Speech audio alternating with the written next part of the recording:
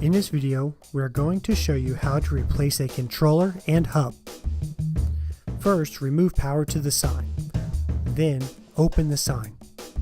With the power now disconnected, locate the controller assembly on the interior back wall of the LED cabinet.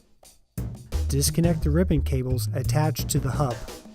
Note each cable's proper slot for reattachment later. Remove the hub from the controller. No tools are required to remove and attach the hub from the controller. Remove the sensor cable, USB cable, and data cable.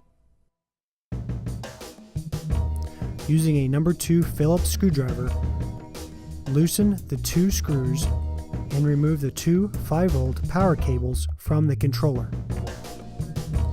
With a 5/16 nut driver, remove the 4 fasteners holding the controller to the sign.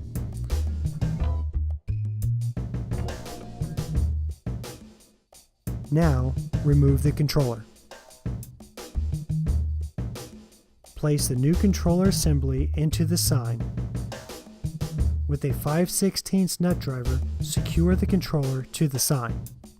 Then, reconnect the 5-volt power cables, USB, and data cable. Next, the temperature sensor. Now, reattach the hub.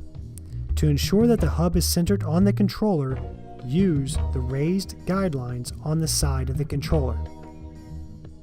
And finally, reattach the LED module ribbon cables to the hub into their correct positions. Close the sign.